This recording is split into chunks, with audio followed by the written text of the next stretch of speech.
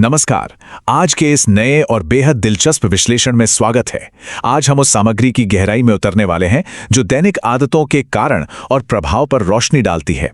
सच कहूं तो ये देखना वाकई हैरान करने वाला है कि कैसे हमारी दिनचर्या के बिल्कुल छोटे और साधारण से लगने वाले काम लंबी अवधि में शरीर के पूरे स्वास्थ्य को तय कर देते हैं।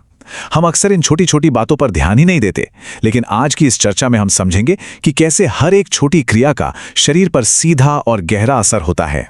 सीधे इस बड़े सवाल पर आते हैं, क्या रोजमर्रा की छोटी छोटी आदतें शरीर को नुकसान पहुंचा सकती हैं? असल में ये एक ऐसा विचार है जो सोचने पर मजबूर कर देता है।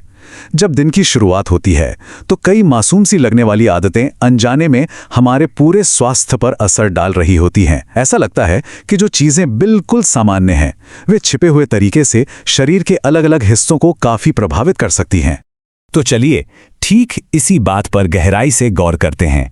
भाग 1, हाइड्रेशन और जोड़ों का स्वास्थ्य। सबसे पहले इस बेहद अहम नियम पर सीधा ध्यान देते हैं। बैठकर पानी पिएं। ये कोई मामूली सुझाव नहीं है, बल्कि एक बहुत ही महत्वपूर्ण शारीरिक क्रिया है। पानी पीते समय शरीर का पोस्चर यानी हमारी मुद्रा कैसी है, ये सचमुच एक बहुत बड़ा फैक्टर होता है। अक्सर जल्दबाजी में खड़े खड़े पानी पीने की आदत सी बन जाती है ना, लेकिन असल में ये रुक कर अपनी मुद्रा सुधारने का एक बहुत ही स्पष्ट संकेत है।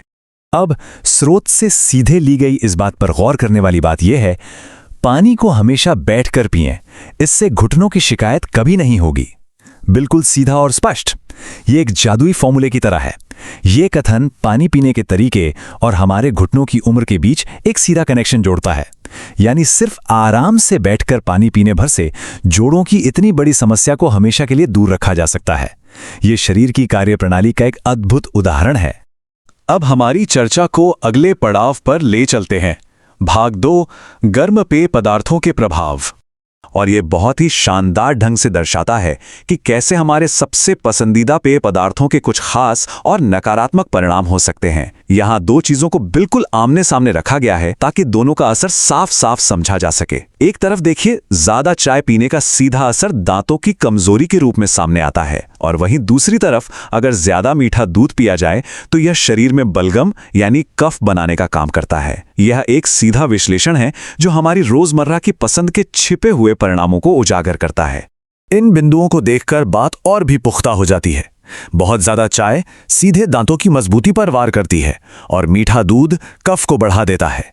ये जानकारी हमें सोचने पर मजबूर करती है कि सुबह सुबह जो चीजें बड़े शौक से पी जाती हैं, क्या वो वाकई शरीर के लिए सही हैं? कहीं सिर्फ स्वाद के चक्कर में स्वास्थ्य से समझौता तो नहीं हो रहा?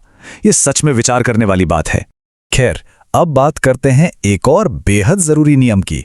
भाग 3, क्रम का नियम। इस पूरी प्रक्रिया के क्रम को ध्यान से समझना बहुत जरूरी है। ये एक बहुत ही लॉजिकल फ्लो है। चरण 1, गर्म दूध पीना। फिर चरण 2, उसके तुरंत बाद पानी पी लेना, और इसका सीधा नतीजा चरण 3, खांसी का होना। ये क्रम साफ तौर पर दिखाता है कि कैसे गर्म और ठंडे को एक साथ मिलाने की एक छोटी सी अनजाने में हुई गलती हमारे श्वसन तंत्र को तुरंत ट्रिगर कर देती है। एक तरह से ये एक चेन रिएक्शन है जिसका परिणाम तुरंत सामने आता है। तो सबसे महत्वपूर्ण बात यह है कि इस खतरे को ठीक से पहचाना जाए। दूध जैसे गर्म पेय के तुरंत बाद पानी पीने से गले का नॉर्मल फंक्शन बिगड़ जाता है और खांसी शुरू हो जाती है। असल में ये कोई इत्तेफाक नहीं है, बल्कि ये हमारे शरीर का एक सीधा शारीरिक तंत्र है जो गलत अनुक्रम या कहें कि गलत सीक्वेंसिंग के खिलाफ तुरंत अपना रिएक्शन दे रहा है। अब खानपान से हटकर थोड़ी बात शारीरिक साफ सफाई की करते हैं। भाग 4, सुबह की स्वच्छता के फायदे। यहां एक बहुत ही सीधा सा कंपैरिजन है। एक तरफ काम है सुबह नहाना, और दूसरी तरफ उसका सीधा असर है शरीर पर खुजली की समस्या से बचाओ। ये देखना सच में दिलचस्प है कि कैसे सुबह नहाने जैसी एक बहुत ही बेसिक सी रूटीन आदत स्किन की परेशानी के खिलाफ एक ढाल की तरह काम करती है। ये सिर्फ साफ रहने के बारे में नहीं है, बल्कि त्वचा के स्वास्थ्य को एक्टिव रूप से बनाए रखने का एक बेहद कारगर तरीका है। चलिए आगे बढ़ते हैं और देखते हैं कि ये सब कैसे जुड़ता है। भाग 5, दिनचर्या पर पुनर्विचार। और इसी विचार के साथ हम इस विश्लेषण के अंतिम और सबसे महत्वपूर्ण सवाल पर पहुंचते हैं। स्वास्थ्य की दिशा में अगला कदम क्या होना चाहिए? आज की इस चर्चा के बाद ये केवल नई जानकारी जमा करने के बारे में नहीं रह गया है, बल्कि उस जानकारी के आधार पर अपनी मौजूदा दिनचर्या को फिर से परखने का समय है। जो तथ्य सामने आए हैं वे हमें ये तय करने में मदद करते हैं कि एक स्वस्थ जीवन के लिए किन आदतों को संजोना है और किन्हें आज ही बदलना है। एक मजबूत और शानदार स्वास्थ्य की शुरुआत, यकीन मानिए, इन्हीं छोटे छोटे कदमों से ही होती है।